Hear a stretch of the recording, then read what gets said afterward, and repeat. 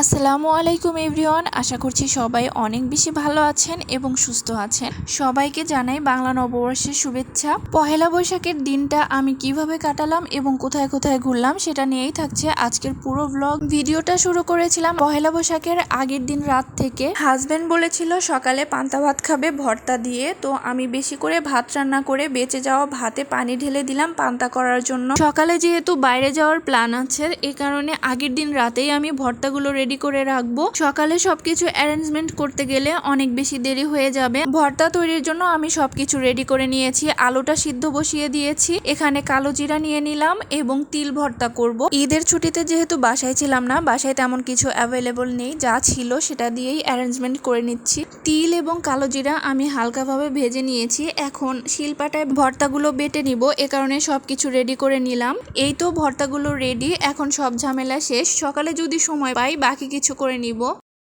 সকালে উঠেই ফ্রোজেন পেঁয়াজও ভেজে নিয়েছি আর সাথে রুই মাছ ভেজে নিয়েছি। ইলিশ মাছ ঘরে নেই, তো কি হয়েছে রুই মাছ দিয়ে কাজ চালিয়ে নিচ্ছি। আর সাথে কিছু পপকর্ন ভেজে নিয়েছিলাম। এটাই ছিল বৈশাখের আমার সকালের আয়োজন। এরপর দুজন মিলে শাড়ি পাঞ্জাবি পরে একটু বের হয়েছিলাম। প্রথমে আমাদের প্ল্যান ছিল রমনার বটমূলে, এখানে যে বৈশাখের প্রোগ্রামটা হয় সেটা দেখতে যাওয়ার। একটু লেট হয়ে যাওয়ার কারণে আর সেখানে যাচ্ছি না। এখন আমরা যাচ্ছি ঢাকা ইউনিভার্সিটির ক্যাম্পাস, তো সেখানে একটু ঘুরে ফিরে আবার যাব মুভি দেখতে। রাস্তায় একদমই জ্যাম ছিল না, এরকম রাস্তায় ঘুরে ফিরে আসলে অনেক শান্তি পাওয়া যায়। খুবই কম সময়ে আমরা চলে এসেছি ঢাকা ইউনিভার্সিটি ক্যাম্পাসে।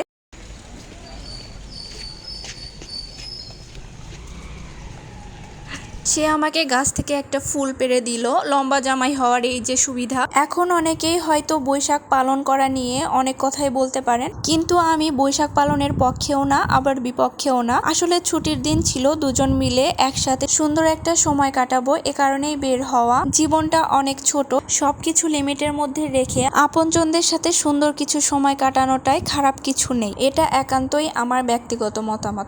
এরপর আমরা চারুকলায় গেলাম, সেখানে কোনো প্রোগ্রাম হচ্ছে কিনা দেখার জন্য, কিন্তু আমরা যেতে যেতে সব প্রোগ্রাম শেষ হয়ে গিয়েছে। গিয়ে দেখলাম অনেক মানুষের ভিড় আর সবাই ছবি তোলায় ব্যস্ত।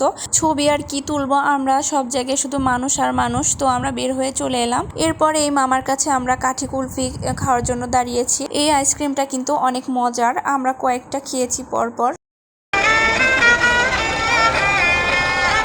যেহেতু আমাদের আগে থেকে মুভির টিকিট কাটা ছিল, তাই এখন আমরা আর এখানে বেশি দেরি করব না। এবারের বৈশাখে তুলনামূলক বাইরে একটু মানুষ কমই ছিল, দিনের বেলার জন্য হয়তো মানুষ কম, আর অনেকেই ঈদের বাড়িতে গিয়েছে, এই কারণে ঢাকায় একটু ফাঁকা। এই তো আমরা বসুন্ধরার স্টার সিনেপ্লেক্সে চলে এলাম। অনলাইনে টিকিট কাটা ছিল, তো সেটাই কালেক্ট করতে গিয়েছে। আর এখানে আমরা আজকে রাজকুমার মুভিটা দেখবো। আর এই মুভি নিয়ে আসলে কিছু বলার নেই, তবে ট্রাই করলে আর একটু ভালো করতে পারতো। কাহিনী আমার কাছে কিচ্ছু ভালো লাগেনি, আসলে আমি কোনো রিভিউ দেব না, এন্ডিংটা একদমই বাজে করেছে। তো আমরা মুভি দেখা শেষে এখন বাসায় যাব, বাসায় গিয়ে রেস্ট নিয়ে বিকালে আবার বের হব। আর আপনারা কারা আমার মতো মেহেদি দিয়ে বারবার নিজের হাতটা দেখতে থাকেন কমেন্ট করে জানাবেন। আমি বারবার ভাবে উল্টে পাল্টে নিজের হাত দেখতে থাকি, আমার কাছে খুবই ভালো লাগে। এরপর সন্ধ্যার দিকে আমরা আবারও বের হয়ে টিএসসি আসি। আর এদিকে আসলে এই মাশরুমের চপ প্রায় খাওয়া হয় আমাদের। এখানে এসে আসলে তেমন কিছু দেখারই ছিল না বিকালে, কারণ মানুষজনের এত ভিড় ছিল, কারণ সবাই বিকালে বের হয়েছে। তো কি আর করার, এখান থেকে একটু ঘুরে ফিরে আবার বাসায় চলে যাব।